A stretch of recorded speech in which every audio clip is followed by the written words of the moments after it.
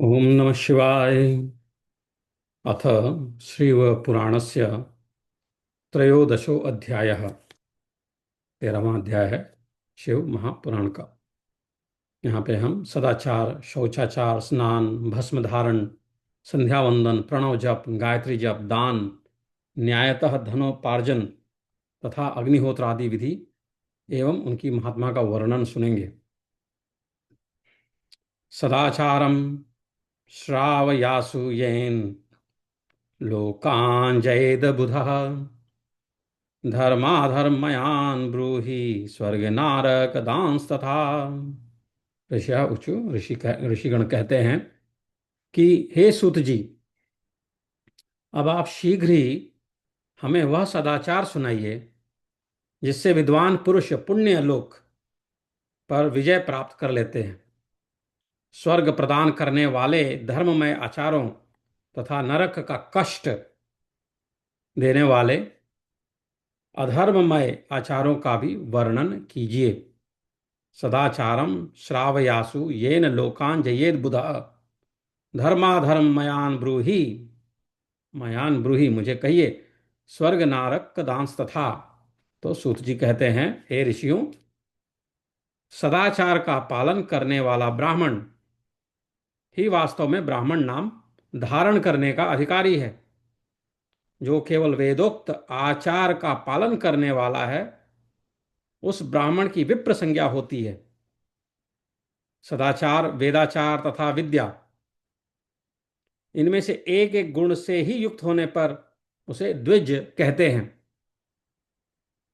जिसमें स्वल्प मात्रा में ही आचार का पालन देखा जाता है, जिसने वेदा अध्ययन भी बहुत कम किया है तथा जो राजा का सेवक, पुरोहित, मंत्री आदि है, उसे क्षत्रिय ब्राह्मण कहते हैं।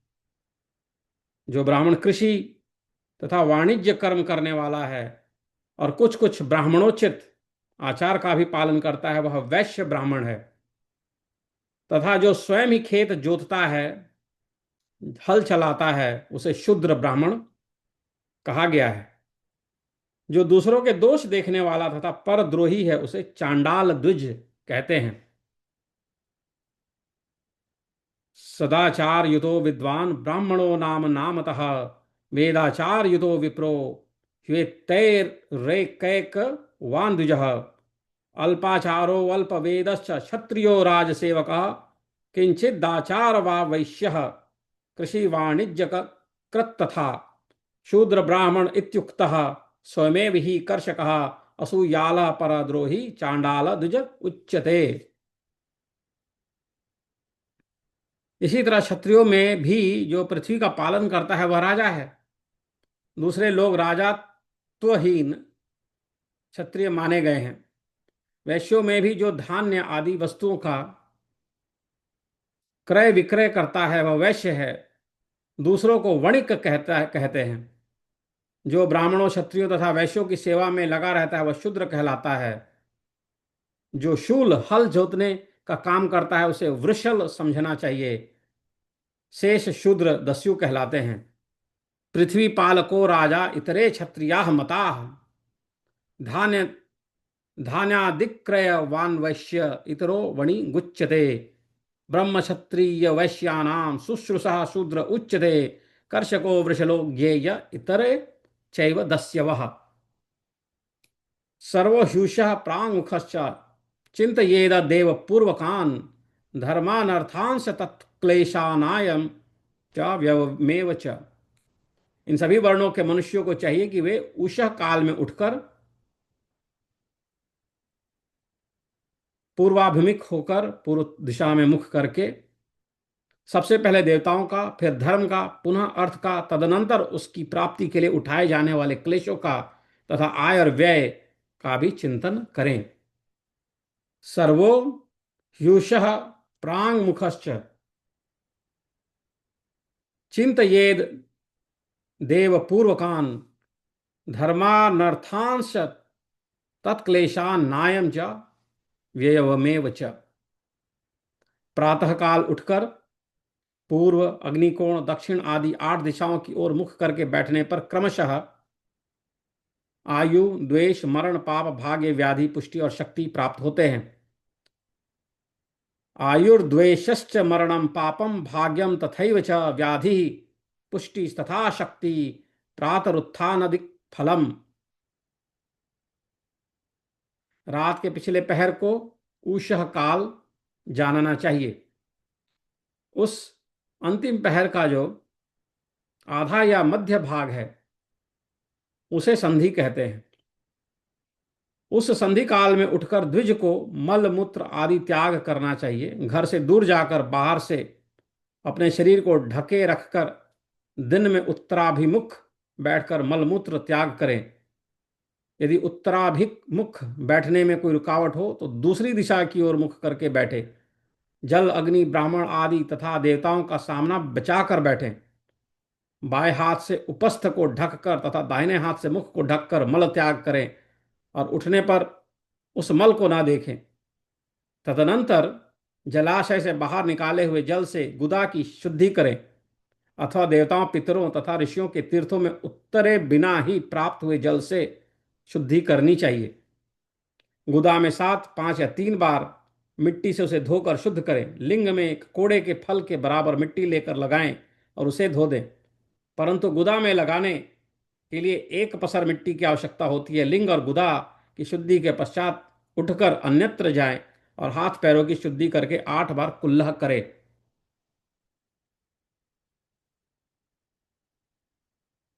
तो इस पे भी विवेचन किया है कि किस प्रकार मलमूत्र त्याग करना चाहिए और उसके बाद में सफाई किस प्रकार करनी चाहिए, वो भी सिखाया है हमें वेदों में, पुराणों में।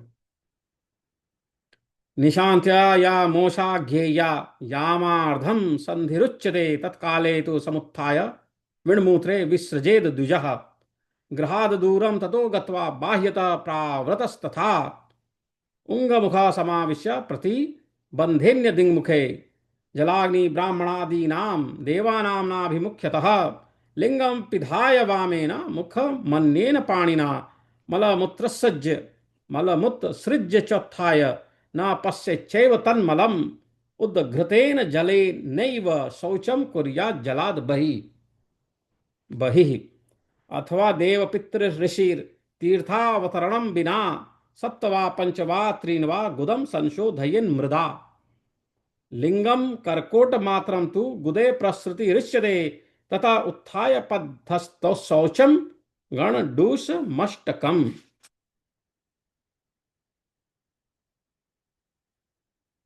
जिस किसी वृक्ष के पत्ते से अथवा उसके पतले काष्ठ से जल के बाहर दातुन करना चाहिए उस समय तर्जनी अंगुली का उपयोग ना करें। यह दंत शुद्धि का विधान बताया गया है। तदनंतर जल संबंधी देवताओं को नमस्कार करके मंत्र पाठ करते हुए स्नान करें। यदि कंठ तक या कमर तक पानी में खड़े होने की शक्ति ना हो तो घुटने तक जल में खड़े होकर अपने ऊपर जल छिड़ककर मंत्रोच्चारण पूर्वक स्नान कार्य संपन्न करें। विद्वान पुरुष को चाहिए कि वहां तीर्थ जल से देवता आदि स्नानांग तर्पण भी करें। येन केन च पत्रेण काष्ठेन च जलाद बहिः कार्यम संतर्जनीम त्यज्य दंतधावन मीरितम जलदेवान् नमस्कृत्य मंत्रेण स्नानमाचरेत् अशक्त कंठदग्धम वा कटिदग्न मथापि वा आजानुजलमाविश्य मंत्र स्नानम समाचरे देवादीं स्तर्प ये द्विदांस्तत्र तीर्थ जलेन च। इसके बाद धौत वस्त्र लेकर 5 कच्छ करके उसे धारण करें। साथ ही कोई उत्तरीय भी धारण कर लें क्योंकि संध्या वंदन आदि सभी कर्मों से उसकी आवश्यकता होती है। नदी आदि तीर्थों में स्नान करने पर स्नान संबंधी उतारे हुए वस्त्रों को वहां न धोएं।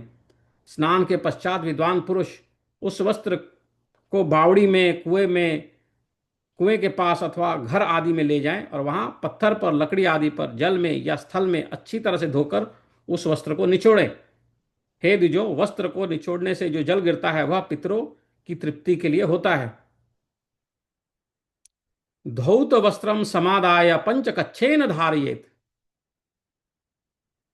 उत्तरीयं च किंचैव धार्यं सर्वेषु कर्मसु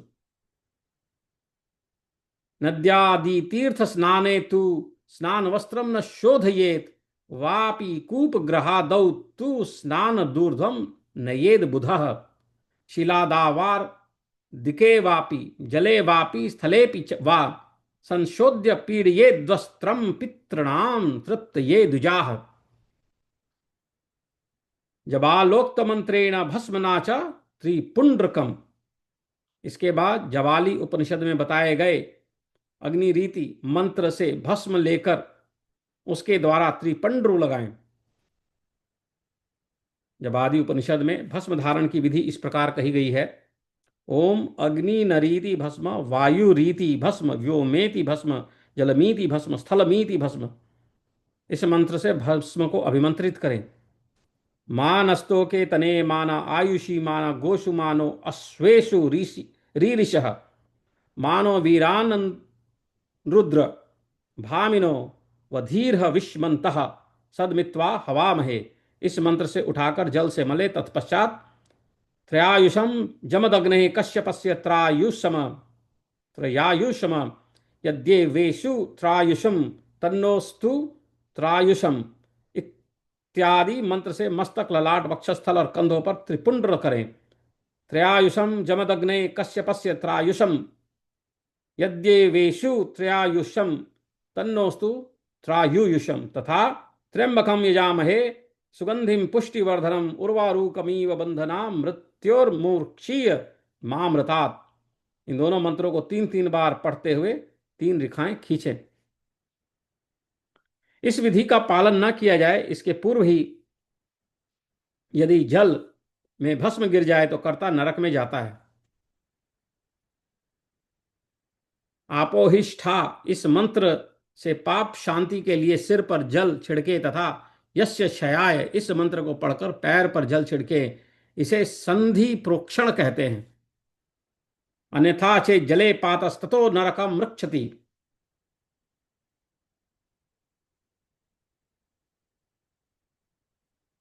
आपोहिष्ठेति शिरसि आपोहिष्ठेति शिरसि प्रोक्षयेत् पाप शालंतये यस्येति मंत्रम पादेतु संधि प्रोक्षण मुच्यते। हृदय मूर्धीन पादे च मूर्धन हत्पाद एव च हत्पाद मूर्धीन संप्रोक्ष मंत्र स्नानम विदुर बुधाः। आपोहिष्ठा इत्यादि मंत्र में 3 ऋचाएं हैं। आप और प्रत्येक ऋचाओं में गायत्री छंद के 3-3 चरण हैं। इनमें से प्रथम ऋचा के 3 चरणों का पाठ करते हुए क्रमशः पैर मस्तक और हृदय में जल छिड़कें। दूसरी ऋचा के 3 चरणों को पढ़कर क्रमशः मस्तक हृदय और पैरों में जल छिड़कें तथा तीसरी ऋचा के 3 चरणों का पाठ करते हुए क्रमशः हृदय पैर और मस्तक का जल से प्रोक्षण करें।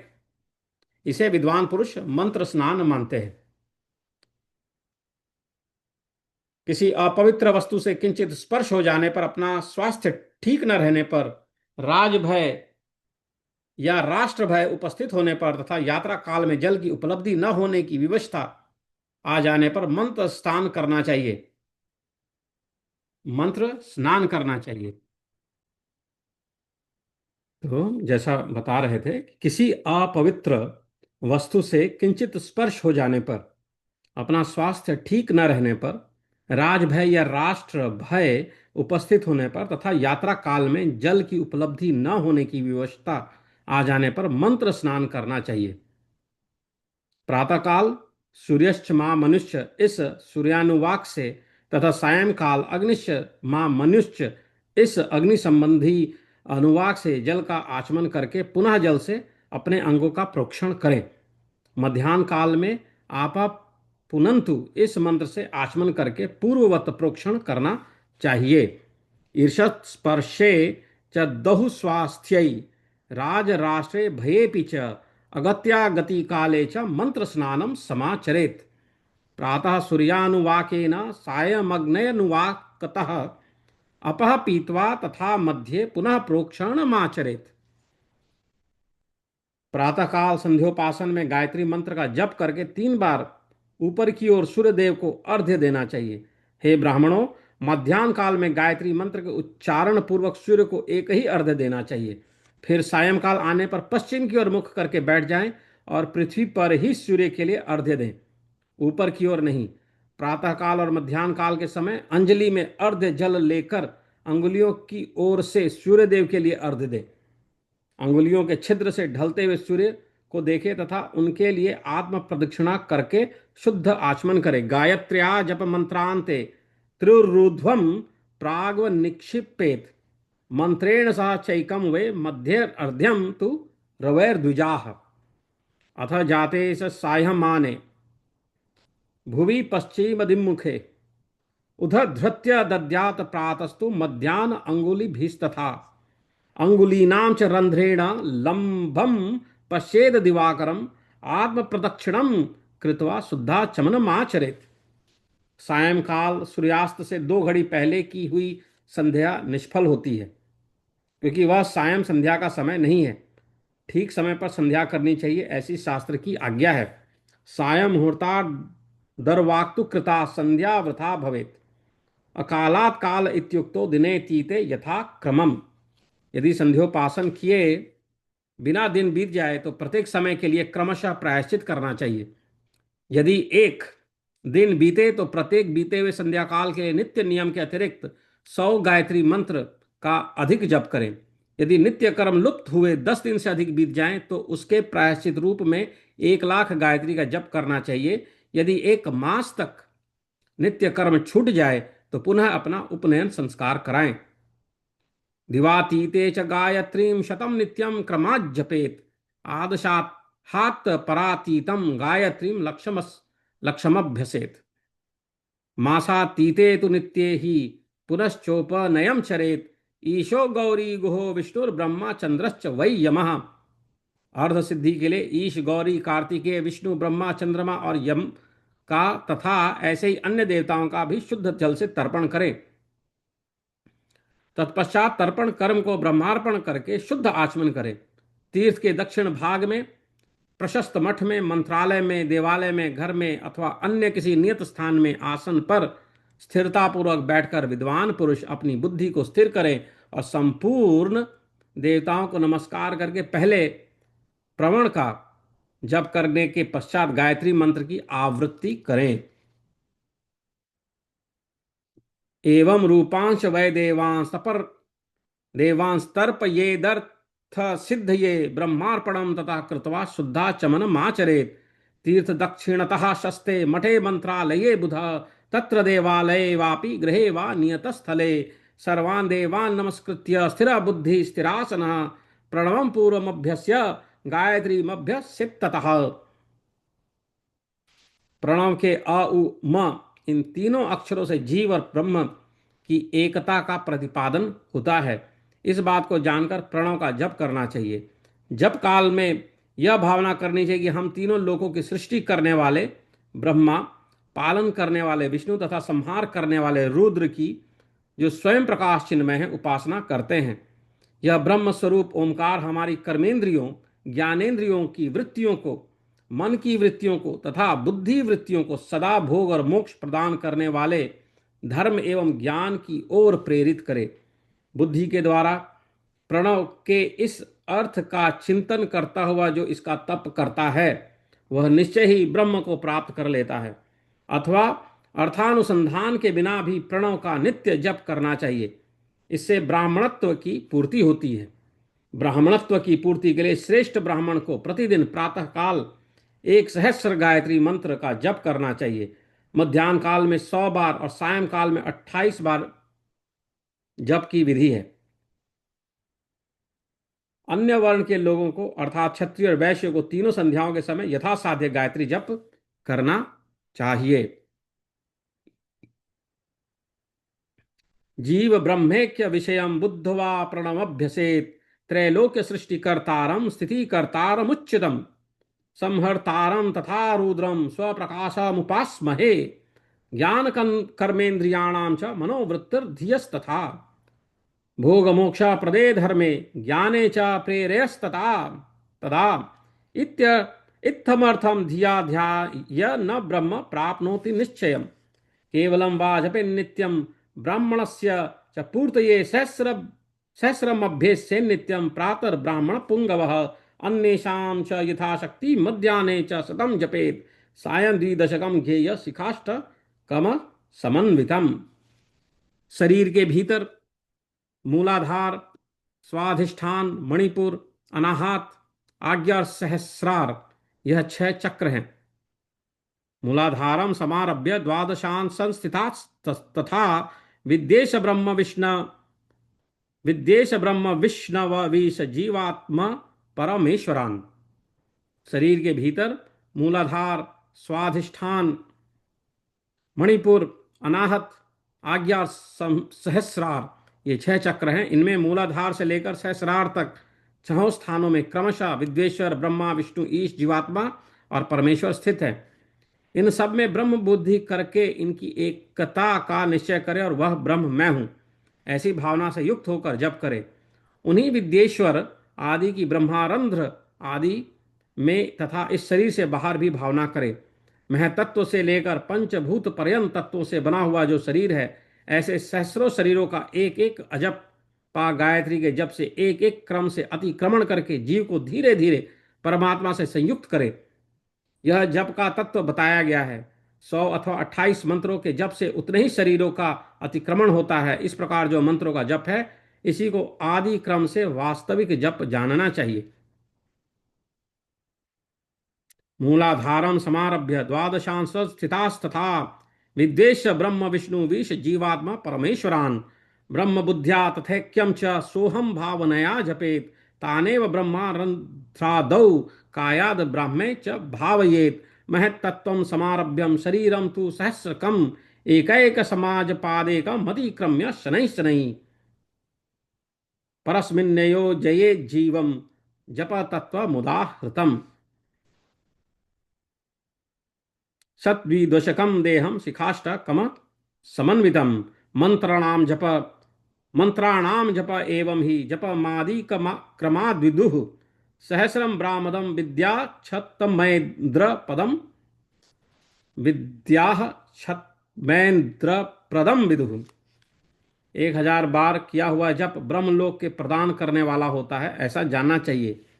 100 बार किया हुआ जप इंद्र पद की प्राप्ति कराने वाला माना गया है। ब्राह्मणेतर पुरुष आत्मरक्षा के लिए जो स्वल्प मात्रा में जप करता है, वह ब्राह्मण के कुल में जन्म लेता है। इस प्रकार प्रतिदिन सूर्योपस्थान करके उपर्युक्त रूप से जप का अनुष्ठान करना चाहिए।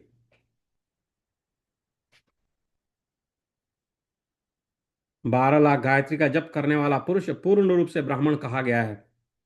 जिस ब्राह्मण ने 1 लाख गायत्री का भी जप न किया हो, उसे वैदिक कार्य में न लगाएं। 70 वर्ष की अवस्था तक नियम पालन पूर्वक कार्य करे। इसके बाद गृह त्याग कर संन्यास ले ले। परिव्राजक या सन्यासी पुरुष नित्य प्रातःकाल 12,000 प्रणव का जप करे। यदि एक दिन नियम का उल्लंघन हो जाए तो दूसरे दिन उसके बदले में उतना मंत्र अधिक जपना चाहिए। इस प्रकार जप को चलाने का प्रयत्न करना चाहिए। यदि क्रमशः 1 मास का उल्लंघन का व्यतीत हो गया तो 1.5 लाख जप करके उसका प्रायश्चित करना चाहिए। इससे अधिक समय तक नियम का उल्लंघन हो जाए तो पुनः नए सिरे से गुरु से नियम ग्रहण करे। ऐसा करने से दोषों की शांति होती है, अन्यथा रौरव नरक में जाना पड़ता है। लक्ष्य द्वादश युक्तस्तु पूर्ण ब्राह्मण ईरितः गायत्र्या लक्ष्यहीनं तु वेद कार्ये न योजयेत् आसप्तेस्तु नियमं पश्चात् प्रवाजनं चरेत् प्रातः 12 सहस्रम प्रव्राजी प्रणवम जपेत् दिने दिने ततिक्रांते नित्यमेव क्रमात् जपेत् मासादौ क्रमशोतीते साधलक्ष जपेन ही उत अतः ऊर्ध्वमतिक्रांते पुनः प्रैशम समाचरेत् एवं कृत्वा दोष शांति अन्यथा रौरवम व्रजेत। जो सकाम भावना से युक्त गृहस्थ ब्राह्मण है, उसी को धर्म तथा अर्थ के लिए यत्न करना चाहिए। मुमुक्षु ब्राह्मणों को तो सदा ज्ञान का ही अभ्यास करना चाहिए। धर्म से अर्थ की प्राप्ति होती है और अर्थ से भोग सुलभ होता है और उस भोग से वैराग्य की प्राप्ति होती है। धर्म पूर्वक उपार्जित धन से जो भोग प्राप्त होता है, उससे एक दिन अवश्य वैराग्य का उदय होता है। धर्म के विपरीत अधर्म से उपार्जित धन के द्वारा जो भोग प्राप्त होता है, उससे भोगों के प्रति आसक्ति उत्पन्न होती है। धर्मार्थ योस्ततो यत्नम कुर्यात् कामी न चेतरः ब्राह्मणो मुक्ति काम स्यात् ब्रह्म ज्ञानम सदाभ्यसेत्। धर्मादर्थोर्थर्थो भोगो धर्मादर्थो अर्धथो भोगो धर्मादर्थो अर्दथो भोगो भोगो द्वैराग्य संभव धर्मा जितार्थ भोगेन वैराग्यम उपजायते। धर्म दो प्रकार का कहा गया है, द्रव्य द्वारा संपादित होने वाला और शरीर से किया जाने वाला। द्रव्य धर्म यज्ञ आदि के रूप में, शरीर धर्म तीर्थ स्थान आदि के रूप में पाए जाते हैं। मनुष्य धर्म से धन पाता है, तपस्या से उसे दिव्य रूप की प्राप्ति होती है। कामनाओं का त्याग करने वाले पुरुष अंतःकरण की शुद्धि होती है, उस शुद्धि से ज्ञान का उदय होता है और इसमें संशय नहीं है। द्रव्य मिज्याद रूपम स्यातीर्थ स्नानादि दैहिकम धर्मेण धनमाप्नोति तपसा दिव्य रूपताम। सत्ययुग में, सतयुग आदि में तप को ही प्रशस्त कहा गया है, किंतु कलयुग में द्रव्य साध्य धर्म अच्छा माना गया है। सत्ययुग में ध्यान से, त्रेता युग में तपस्या से, द्वापर में यज्ञ करने से ज्ञान की सिद्धि होती है, परंतु कलयुग में प्रतिमा भगवत विग्रह की पूजा से ज्ञान लाभ होता है। निष्कामा शुद्धिमाप्नोति शुद्धया ज्ञानम न संशय कृतादौ ही तपस्सलाध्यम द्रव्य धर्म कुलौ युगे कृते ध्यानांज ज्ञान सिद्धि स्त्रेतायाम तपसा तथा द्वापरे यजना ज्ञानम प्रतिमा पूजया कलौ। जिसका जैसा पुण्य पाप होता है उसे वैसा ही फल प्राप्त होता है।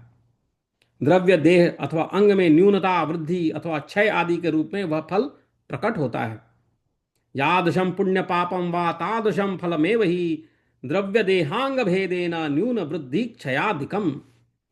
अधर्म हिंसा दुख रूप है और धर्म सुख रूप है। मनुष्य अधर्म से दुख पाता है और धर्म से सुख एवं अभ्युदय की भागी होता है। दुराचार से दुख प्राप्त होता है और सदाचार से सुख। अतः भोग और मोक्ष की सिद्धि के लिए धर्म का उपार्जन करना चाहिए। अधर्मो हिंसिका रूपो धर्मस्तु सुख रूप कह अधर्माद दुख मापनोति धर्माद्वै सुख मेधते। विद्या दुर्वृत्तिक्तो दुखम सुखम विद्या तो सुवृत्तितः धर्मार्जन मतः कुर्याद भोग मोक्ष प्रसिद्ध ये। जिसके घर में कम से कम 4 मनुष्य, ऐसे कुटुंबी ब्राह्मण को जो 100 वर्ष के लिए जीविका जीवन निर्वाह की सामग्री देता है, उसके लिए वह दान ब्रह्मलोक की प्राप्ति कराने वाला होता है। 1000 चंद्रायण व्रत का अनुष्ठान ब्रह्मलोकदायक माना गया है। जो क्षत्रिय 1000 कुटुंबों को जीविका और आवास देता है, उसका वह कर्म इंद्रलोक की प्राप्ति कराने वाला होता है। और 10,000 कुटुंबों को दिया हुआ आश्रयदान ब्रह्मलोक को प्रदान करता है। दाता पुरुष जिस देवता के उद्देश्य से दान करता है, अर्थात वह दान के द्वारा जिस देवता को प्रसन्न करना चाहता है, उसी का लोग उसे प्राप्त होता है। ऐसे वेदवेत्ता पुरुष कहते हैं, धनहीन पुरुष सदा तपस्या का उपार्जन करे, क्योंकि तपस्या और तीर्थ सेवन से अक्षय सुख पाकर मनुष्य उसका उपभोग करता है। शतवर्षस्य वृत्तिम त्यु दद्यात् द ब्रह्मलोकदम चांद्रायण सहस्रम तु ब्रह्मलोका प्रदम विदु सहस्रस्य कुटुंबस्य प्रतिष्ठाम क्षत्रियश्चरेत्। इंद्रलोका प्रदम विद्याद युतम ब्रह्म लोकदम याम देवतां पुरस्कृत्य दानमाचरेत नरः तक्त लोकमवाप्नोति इति वेद विदो विदुः अर्थहीनः सदा कुर्या तपस्सा मर्जनम तथा। तीर्थाच तपसा प्राप्यम सुखम मक्षय्यमश्नुते सुखम अक्षय्यमश्नुते अर्थार्जन मथो वक्षे न्यायता सुख सुसमाहितः। अब मैं न्यायता धन के उपार्जन की विधि बता रहा हूं। अर्थार्जन मथो वक्षे न्यायता सुसमाहितः। अब मैं न्यायतः धन के उपार्जन की विधि बता रहा हूं। ब्राह्मण को चाहिए कि वह सदा सावधान रहकर विशुद्ध प्रतिग्रह, दान ग्रहण तथा याजन यज्ञ कराने आदि से धन का अर्जन करे। वह इसके लिए कहीं दीनता ना दिखाए और ना अत्यंत क्लेशदायक कर्म ही करे। क्षत्रिय बाहुबल से धन का उपार्जन करे और वैश्य कृषि और गोरक्षा से। न्यायोपार्जित धन का दान करने से दाता को ज्ञान की सिद्धि होती है। ज्ञान सिद्धि द्वारा सब पुरुषों को गुरु कृपा से मोक्ष सिद्धि सुलभ होती है। मोक्ष से स्वरूप की सिद्धि ब्रह्म रूप से स्थिति प्राप्त होती है, जिससे मुक्त पुरुष परमानंद का अनुभव करता है। हे द्विजों, मनुष्यों को यह सब सत्संग से प्राप्त है। अर्थार्जन मथो लक्ष्य वक्षे न्यायता सुसमाहितः कृतात् प्रतिग्रहाश्चैव याजना च विशुद्धतः अदन्याद नति क्लेशाद ब्राह्मणो धन न मर्जयेत् क्षत्रियो बाहु वीर्येण कृषि गोरक्षणाद विषः न्यायार्जितस्य वित्तस्य दानाति सिद्धिं समश्नुते। ज्ञान सिद्ध्या मोक्ष सिद्धि सर्वेषां गुर्वनुग्रहात् मोक्षात् स्वरूप सिद्धि स्यात् परानंदम समश्नुते। गृहस्थाश्रम गृहस्थाश्रमी को धन धान्य आदि सभी वस्तुओं का दान करना चाहिए। अपना हित चाहने वाले गृहस्थ को जिस काल में जो फल अथवा धान्य आदि वस्तुएं उत्पन्न होती है उन्हें ब्राह्मणों को दान करना चाहिए। सत्संगात सर्वमें तद्वै नराणाम जायते द्विजाः धना धन धान्यादिकं सर्वं देयं वै गृह मेधिना यदत्काले वस्तुजातं फलं वा धान्यमेव च तत्तत्सर्वं ब्राह्मणेभ्यो देयं वै हितमिच्छता। वह तृषा निवृत्ति के लिए जल तथा क्षुधा रूपी रोग की शांति के लिए सदा अन्न का दान करे। खेत धान्य कच्चा अन्न तथा भक्ष्य भोज्य लेह्य और चोष्य ये चार प्रकार के सिद्ध अन्न दान करने चाहिए। खेत धान्य कच्चा अन्न तथा भक्ष्य भोज्य लेह्य और चोष्य ये चार प्रकार के सिद्ध अन्न दान करने चाहिए, जिसके अन्न को खाकर मनुष्य जब तक कथा श्रवण आदि सद धर्म का पालन करता है उतने समय तक उसके किए हुए पुण्य फल का आधा भाग दाता को मिल जाता है, इसमें संशय नहीं है। जलम चैव सदा देय्य मन्नम शुद्धयाधिशांत ये क्षेत्रम धान्यम तथा मानम मन्नमेव चतुर्विधम यावत् कालम यदन्नम वै भुक्त्वा श्रवणम मेधते तावत् कृतस्य पुण्यस्य त्वर्धम दातुर्न संशयः। दान लेने वाला पुरुष दान में प्राप्त हुई वस्तु का दान तथा तपस्या करके अपने प्रतिग्रह जनित पाप की शुद्धि करे, अन्यथा उसे रौरव नरक में गिरना पड़ता है। गृहीता ही गृहीतस्य दानाद्वै तपसा तथा पाप संशोधनम कुर्यादन्यथा रौरवम व्रजेत। दान लेने वाला पुरुष दान में प्राप्त हुई वस्तु का दान तथा तपस्या करके अपने प्रतिग्रह जनित पाप की शुद्धि करे, अन्यथा उसे रौरव नरक में गिरना पड़ता है। अपने धन के 3 भाग करे, एक भाग धर्म के लिए, दूसरा भाग वृद्धि के लिए, तीसरा भाग अपने उपभोग के लिए। नित्य नैमित्तिक और काम ये 3 प्रकार के कर्म धर्मार्थ रखे हुए धन से करे। साधक को चाहिए कि वह वृद्धि के लिए रखे हुए धन से ऐसा व्यापार करे जिससे उसके धन की वृद्धि हो तथा उपभोग के लिए रक्षित धन से हितकारक परिमित एवं पवित्र भोग भोगे। आत्मवित्तम तथा कुर्या धर्म वृद्धयात्म भोगतः नित्यम नैमित्तिकम काम्यम कर्म कुर्यात्तु धर्मतः वित्तस्य वर्धनम कुर्याद वृद्धयंशेन ही साधकः हितेन मितमेध्येन भोगम भोगांश तश्चरेत।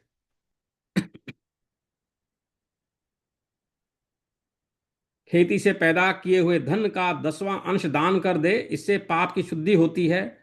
शेष धन से धर्म वृद्धि एवं उपभोग करे, अन्यथा वह रौरव नरक में पड़ता है अथवा उसकी बुद्धि पाप से परिपूर्ण हो जाती है और या खेती ही चौपट हो जाती है। वृद्धि के लिए किए गए व्यापार में प्राप्त हुए धन का 6ठा भाग दान कर दे। कृष्यर्जिते दशांश ही देयम पापस्य शुद्धये शेषेण कुर्याद धर्मादि अन्यथा रौरवम व्रजेत। अथवा पाप बुद्धि ही स्यात् क्षयम वा सस्य मेष्यति वृद्धि वाणिज्य के देयम षडशम ही विचक्षणैः। श्रेष्ठ ब्राह्मणों को दान में प्राप्त हुए शुद्ध पदार्थों का 1/4 दान कर देना चाहिए। उन्हें अकस्मात प्राप्त हुए धन को तो आधा भाग कर ही देना चाहिए। असत प्रतिग्रह दूषित दान में प्राप्त संपूर्ण पदार्थों को समुद्र में फेंक देना चाहिए। अपने भोग की समृद्धि के लिए ब्राह्मणों को बुलाकर दान करना चाहिए। किसी के द्वारा याचना करने पर अपनी शक्ति के अनुसार सदैव ही सब कुछ देना चाहिए। यदि मांगे जाने पर शक्ति रहते हुए वह पदार्थ न दिया जाए तो दूसरे जन्म में वह ऋण चुकाना पड़ता है। शुद्ध प्रतिग्रहे देयम चतुर्थांशम द्विजोत्तमैः अकस्मादुत्थिते तीर्थे ही देयमर्धम द्विजोत्तमैः। असत प्रतिग्रहे सर्वं दुर्दान सागरे क्षिप्ते आहूय दानम कर्तव्यम आत्मा भोग समृद्धये पुष्टम सर्वं सदा देयमात् म शक्त्यनुसारतः जन्मांतरे ऋणी ही स्याद दत्ते पृष्ठ वस्तुनि। विद्वान को चाहिए कि वह दूसरों के दोषों का वर्णन ना करे। हे ब्राह्मण, द्वेष वश दूसरे के सुने या देखे हुए छिद्र को भी प्रकट ना करे। विद्वान पुरुष ऐसी बात ना कहें जो समस्त प्राणियों के हृदय में रोष पैदा करने वाली हो। परेशान च तथा दोषम न प्रशंसे द्विचक्षण विद्वेषेण तथा ब्रह्मन् श्रुतम दृष्टम न च नो वदेत। ऐश्वर्य की सिद्धि के लिए दोनों संध्याओं के समय अग्निहोत्र करें। यदि असमर्थ हो तो वह एक ही समय सूर्य और अग्नि को विधि पूर्वक दी हुई आहुति से संतुष्ट करें। चावल, धान्य, घी, फल, कंद तथा हविष्य इनके द्वारा विधि पूर्वक स्थालीर पाक बनाए तथा यथोचित रीति से सूर्य और अग्नि को अर्पित करें। यदि हविष्य का अभाव हो तो प्रधान होम मात्र करें। सदा सुरक्षित रहने वाली अग्नि को विद्वान पुरुष अजस्र की संज्ञा देते हैं। यदि असमर्थ हो तो संध्या काल में जप मात्र या सूर्य की वंदना मात्र कर ले। अशक्तस्तवेक काले वा सूर्याग्नि च यथा विधि तंडुलम धान्यमाज्यम वा फलम कंदम हविस्तथा स्थालिपाकम तथा कुर्यादथा न्यायम यथा विधि प्रधान होम मात्रम वा हव्या भावे समाचरेत।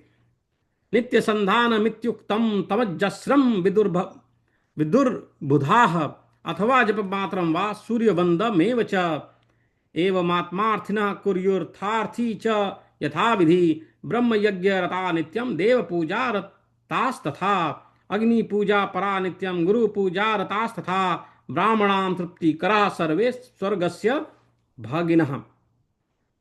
इति श्री शिव महापुराणे प्रथमायां विद्वेश्वर संहितायां सदाचार वर्णनम नाम त्रयोदशो अध्यायः। इस प्रकार श्री शिव महापुराण के अंतर्गत प्रथम विद्वेश्वर संहिता में सदाचार वर्णन नामक 13वां अध्याय पूर्ण हुआ।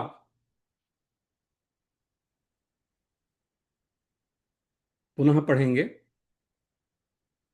पुनः जो है इस त्रयोदश अध्याय को पढ़ेंगे, सिर्फ श्लोक पढ़ेंगे।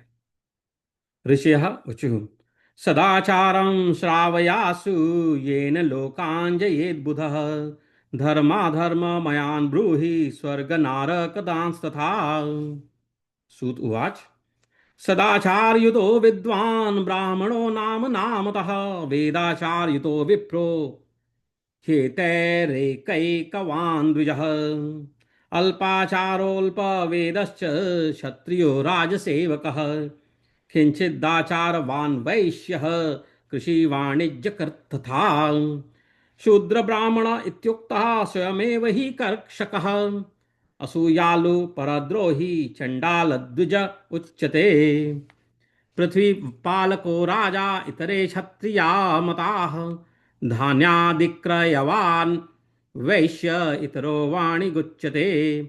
ब्रह्मक्षत्रियवैश्यानां शुश्रूषुः शूद्र उच्यते कर्षको वृषलो ज्ञेय इतरे चैव दस्यवः। सर्वो ह्युषः प्राङ्मुखश्च चिन्तयेदेव पूर्वकान् धर्मानर्थाश्च तत्क्लेशानायं च व्यमेव च आयुर्द्वेषश्च मरणं पापं भाग्यं तथैव च व्याधिः पुष्टिस्तथा शक्तिः प्रातरुत्थानदिक्फलं निशान्त्ययामोषा ज्ञेया यामार्थं सन्धिरुच्यते तत्काले तु समुत्थाय विण्मूत्रे विसृजे द्विजः गृहाद् दूरं ततो गत्वा बाह्यातः प्रावृतस्तथा उन्मुखः समाविश्य प्रतिबन्धे न्यादिङ्गमुखः जलाग्निब्राह्मणादीनां देवानां नाभिमुख्यतः लिङ्गं पिधाय वामेन मुखमन्येन पाणिनां मलमुत्सृज्य चोत्थाय न पश्येच्चैव तन्मलम् उत धृतेन जलैनैव शौचं कुर्या जलाद् बहिः अथवा देवपितर्षिर्तीर्थावतरणं विना सप्त वा पंच वा त्रीन् वा गुदं संशोधयेन् मृदा लिंगे कर्कोटमात्रं तु गुदे प्रसृतिरिष्यते तथा उत्थाय पद्धस्ता शौचं गण्डूशमष्टकम् चेनकेन च पत्रेण काष्ठेन च जलाद् बहिः कार्यं सन्तर्जनीं त्यज्य दन्तधावनमीरितम् जलदेवान् नमस्कृत्य मन्त्रेण स्नानमाचरेत् अशक्तकण्ठदघ्न वा कटिदघ्न मथापि वा अजानुजल्माविश्य मन्त्रस्नानं समाचरेत् देवादिंस तर्पयेद्विद्वांस्तत्र तीर्थजलेन च धौतवस्त्रं समादाय पञ्चकक्षेन धारयेत् उत्तरीयं च किञ्चैव धार्यं सर्वेषु कर्मसु नद्यादितीर्थस्नाने तु स्नानवस्त्रं न शोधयेत् वापि कूपगृहादौ तु स्नानदूर्ध्वं नयेत् बुधः शिलादार्वादिके वापि जले वापि स्थलेऽपि वा संशोध्य पीडयेद्वस्त्रं पितॄणां तृप्तये द्विजाः जाबाललोकत्र मन्त्रेण भस्मना च त्रिपुण्ड्रकम् अन्यथा चेज्जले पातस्ततो नरक मृच्छति आपोहिष्ठेति शिरसि प्रोक्षयेत् पापशान्तये यस्येति मन्त्रं पादे तु सन्धि प्रोक्षणमुच्यते हृदये मूर्धन पादे च मूर्धन हृत्पाद एव च हृत्पाद मूर्धन संप्रोक्ष्य मंत्रस्नानं विदुर्बुधाः ईशतस्पर्शे च दौ स्वास्थ्ये राजराष्ट्रे भयेऽपि च अगत्यागति काले च मन्त्रस्नानं समाचरेत् प्रातः सूर्यानुवाकेन सायमग्नयनुवाकतः अपपीत्वा तथा मध्ये पुनः प्रोक्षणमाचरेत् गायत्र्या जपमन्त्रान्ते त्रिरूर्ध्वं प्राग्विवनिक्षिपेत् मन्त्रेण सह चैकं वै मध्येर्ध्यं तु रवेर्द्विजाः अथ जातेत साह्याने भुवि पश्चिमदिङ्मुखः उदधृत्य दद्यात् प्रातस्तु मध्याह्ने अङ्गुलिभिस्तथा अङ्गुलीनां च रन्ध्रेण लम्बं पश्येद्दिवाकरम् आत्मप्रदक्षिणं कृत्वा शुद्धाचमनमाचरेत् सायं मुहूर्ता दर्वाक्तु कृता सन्ध्यावृतो भवे अकालात् काल इत्युक्तो दिने तीते यथाक्रमम् दिवातीते च गायत्रीं शतं नित्यं क्रमाज्जपेत् आदशाहात् परातीतं गायत्रीं लक्ष्यमभ्यसेत् मासातीते तु नित्ये हि पुनश्चोपनयं चरेत् ईशो गौरी गुहो विष्णुर्ब्रह्मा चन्द्रश्च वै यमः एवं रूपांश वै देवान् तर्पयेदर्थसिद्धये ब्रह्मार्पणं तथा कृत्वा शुद्धाचमनमाचरेत् तीर्थदक्षिणतः शस्ते मठे मन्त्रालये बुधः तत्र देवालये वापि गृहे वा नियतस्थले सर्वान् देवान् नमस्कृत्य स्थिरबुद्धिः स्थिरासनः प्रणवं पूर्वमभ्यस्य गायत्रीभ्यः सेत्ततः जीवब्रह्मोक्य विषयं बुद्धवा प्रणवमभ्यसेत् त्रैलोक्य सृष्टिकर्तारं स्थितिकर्तारमुच्चितं संहर्तारं तथा रुद्रं स्वप्रकाशम् उपास्महे ज्ञानकर्मेन्द्रियाणां च मनोवृत्तिर्धि यस्तथा भोगमोक्षप्रदे धर्मे ज्ञान च प्रेरयस्तथा इत्थमर्थं धिया ध्यायन् ब्रह्म प्राप्नोति निश्चयं केवलं वा जपेन्नित्यं ब्राह्मणस्य च पूर्तये सहस्रमभ्येस्य नित्यं प्रातः ब्राह्मणपुङ्गवः अन्येषां च यथाशक्ति मध्याह्ने च शतं जपेत् सायं द्विदर्शकं ज्ञेयं शिखाष्टकसमन्वितम् मूलाधारं समारभ्य द्वादशांश स्थितांस्तथा विद्येश ब्रह्म विष्णुव ईश जीवात्म परमेश्वरान् ब्रह्म बुद्ध्या तदैक्यं च सोहं भावनया जपेत् तानेव ब्रह्मारन्ध्रादौ कायाद्बाह्ये च भावयेत् महत्तत्त्वं समारभ्य शरीरं तु सहस्रकम् एकैकसम्माजपादेकमति क्रम्य शनैः शनैः परस्मिन्न्योन्नजये जीवं जपत्तत्त्वमुदाहृतं सता द्विदशकं देहं शिखाष्टकसमन्वितं मन्त्राणां जप एवं हि जपमादिक्रमाद्विदुः सहस्रं ब्राह्मदं विद्याक्षत्रमैन्द्रप्रदं विदुः इतरत्वात्मरक्षार्थं ब्रह्मयोनिषु जायते दिवाकरमुपस्थाय नित्यमित्थं समाचरेत् लक्षद्वादशयुक्तस्तु पूर्णब्रह्मण ईरतः गायत्र्या लक्ष्यहीनं तु वेदकार्येण योजयेत् आसप्तेस्तु नियमं पश्चात् प्रव्राजनं चरेत् प्रातर्द्वादशसहस्रं प्रव्राजि प्रणवं जपेत् दिने दिने त्वतिक्रान्ते नित्यमेवं क्रमात् जपेत् मासादौ क्रमशोद्दीते साधलक्ष जपेन हि अतः ऊर्ध्वमतिक्रान्ते पुनः प्रेषं समाचरेत् एवं कृत्वा दोषशान्तिरन्यथा रौरवं व्रजेत् धर्मार्थयोस्ततो धर्मार्थयोस्ततो यत्नं कुर्यात् कामो न चेतरः ब्राह्मणो मुक्तिकामः स्यात् ब्रह्मज्ञानं सदाभ्यसेत् धर्मादर्थोऽर्थो भोगो भोगाद्वैराग्यसम्भवः धर्माजितार्थभोगेन वैराग्य मुपजायते विपरीतार्थभोगेन राग एव प्रजायते धर्मश्च द्विधः प्रोक्तो द्रव्यदेह द्वयेन च द्रव्यामिज्यादिरूपं स्यात्तीर्थस्नानादिदैहिकं धर्मेण धनमाप्नोति तपसा